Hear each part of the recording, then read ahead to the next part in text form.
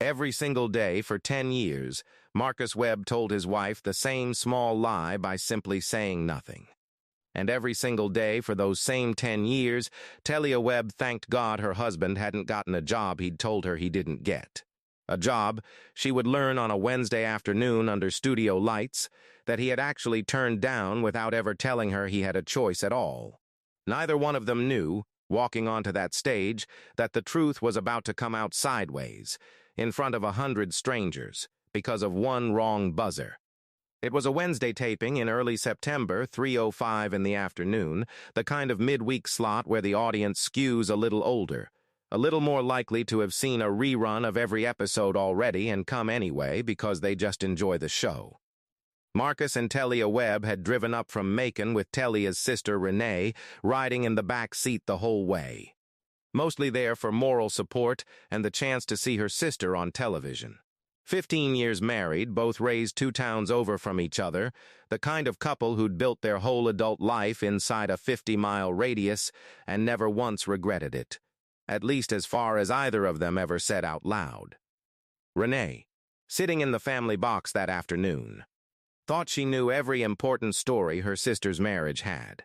Marcus, 43, worked in logistics for a shipping company out of Macon. Steady, unglamorous, the kind of job that pays a mortgage without ever making anyone's eyes light up at a dinner party.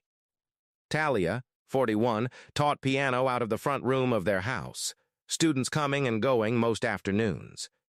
The sound of scales drifting out the front windows. 10 years earlier, back when Talia's mother was 3 months into a chemotherapy schedule that left her too weak most days to drive herself anywhere, Marcus had been offered a regional management position with the shipping company's Charlotte office. Better pay. A real career ladder. The kind of offer that doesn't come around twice in a logistics career. He turned it down. He told Telia at the time that the position had gone to someone else.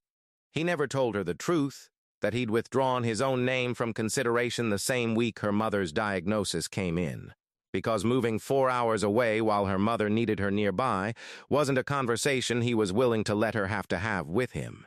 He kept the boarding pass anyway, a flight he'd booked for the Charlotte interview and never taken, printed and folded flat inside a hardcover book on his side of the closet.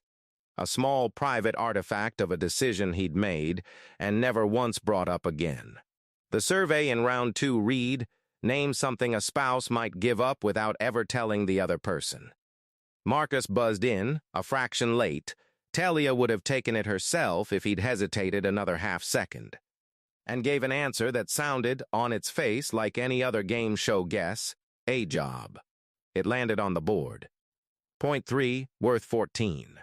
A perfectly ordinary answer, forgettable, the kind of thing that gets a small nod from Steve and a quick move to the next contestant. Except Telia, standing next to her husband, felt something shift in her chest that had nothing to do with the number on the screen. The specific, small catch of a person hearing a familiar word land somewhere unfamiliar. "You okay?" Marcus asked her quietly, catching her expression, genuinely not understanding yet what he'd stirred.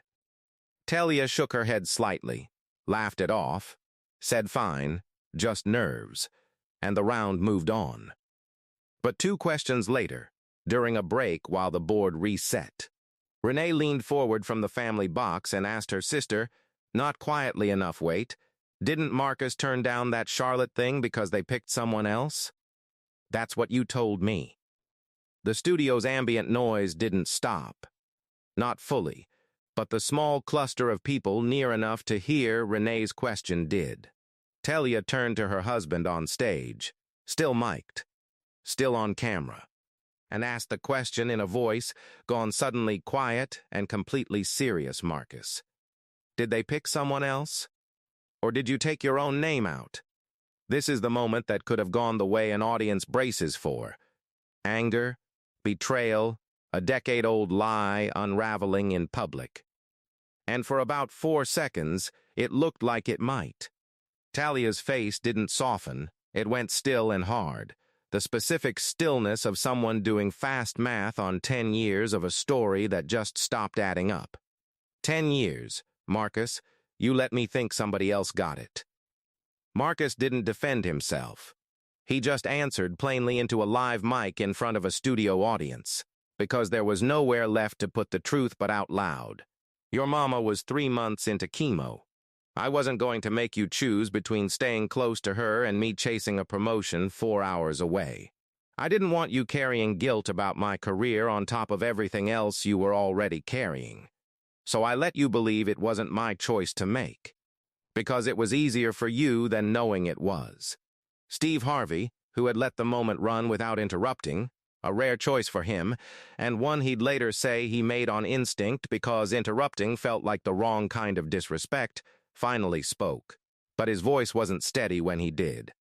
"Say that again," he said to Marcus, quieter than his usual stage voice. "You walked away from a promotion and let your wife think it wasn't your decision, so she wouldn't feel responsible for it?" Marcus nodded, reached into his back pocket, the same instinct, it would turn out later, that had made him bring the old boarding pass with him that morning, tucked into his wallet like he'd known. Somehow, this might be the day it finally came out, and set the worn, folded paper on the podium. Talia picked it up with both hands. The flight date 10 years old. The destination Charlotte. The ticket never used. She read it twice before she looked back up at her husband, and when she did, her whole face had changed from hurt into something closer to disbelief at the size of what he'd carried alone. Steve Harvey turned his face away from the podium for a moment, not dramatically. Just a genuine half-second where he pressed the back of his hand briefly against his mouth and looked toward the wings, the way anyone does when they need one private second before they can speak to a room. When he turned back, his eyes were openly wet. "I've been doing this show a long time," he said, voice rough, "and I think I just watched a man confess the kindest lie I've ever heard told in a marriage. You didn't lie to protect yourself, Marcus. You lied for 10 years to protect her from a guilt that was never hers to carry in the first place. That's not deception. That's about the deepest kind of love I know how to name." Talia crossed to her husband and held the boarding pass against his chest with both hands flat over it, like she was trying to press 10 years of unspoken sacrifice back into something she could finally hold. "You gave up Charlotte for my mother," she said, "and let me think it was never even a choice." "It wasn't a hard one," Marcus said, "just a quiet one." The Webbs finished the family round with $19,500. Money, Talia says, isn't even the part of that day I think about. The boarding pass came home with them, no longer hidden in a hardcover book.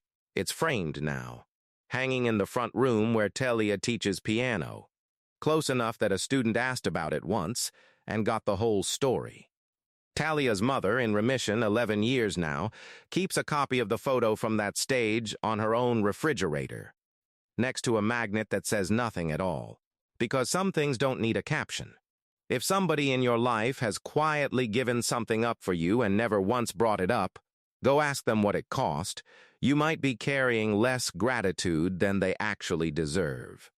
And if watching Steve Harvey have to look away got you too, you know where the subscribe button lives. This is exactly the kind of quiet, real love this channel exists to find.